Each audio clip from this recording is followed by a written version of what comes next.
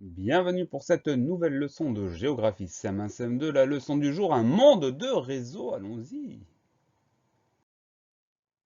Dans cette leçon, on va retrouver trois compétences. Je connais des informations sur le réseau Internet à la maison. Deuxième compétence, je connais des informations sur le réseau Internet sur la planète.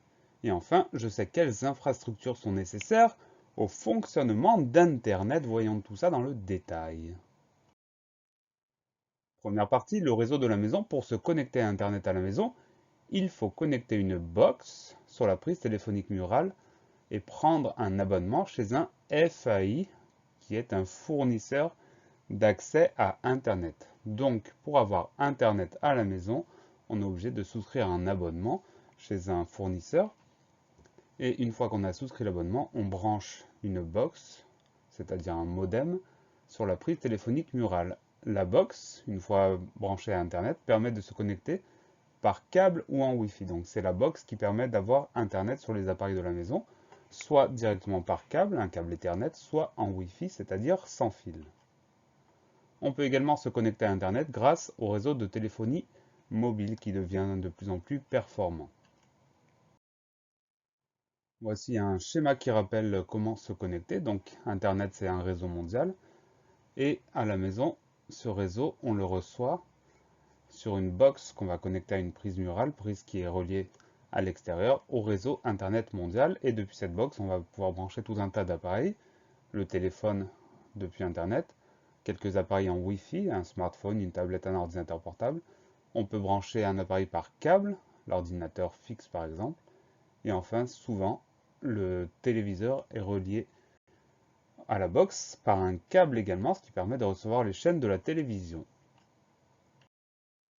Le réseau Internet. Internet est un réseau constitué d'une multitude de réseaux reliés entre eux.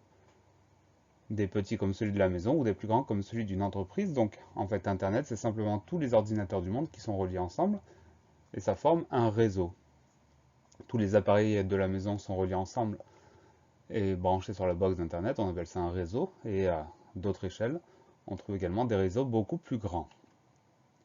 Chaque ordinateur ou chaque appareil est identifié sur le réseau grâce à une adresse IP qui identifie l'expéditeur et le destinataire. Donc chaque appareil connecté au réseau Internet mondial est identifié avec une adresse IP personnelle qui permet de retrouver l'appareil quand on en a besoin. Les infrastructures d'Internet, donc Internet c'est pas magique, ça fonctionne grâce à des infrastructures, c'est-à-dire des choses construites et utilisées pour faire fonctionner Internet.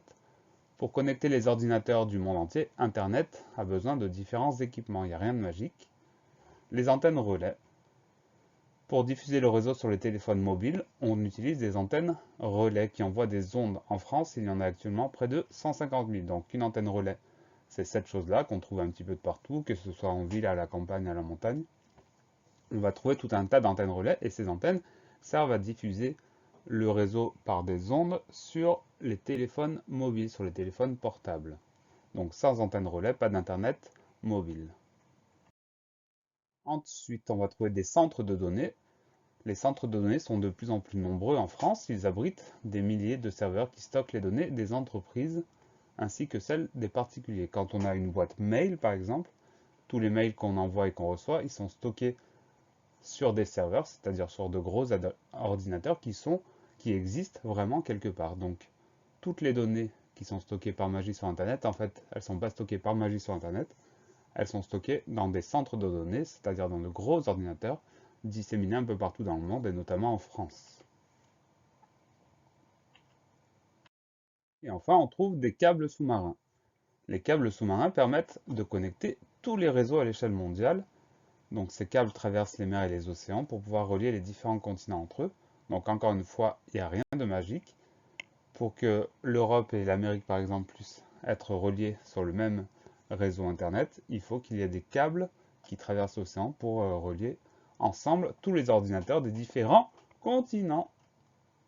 La leçon est finie.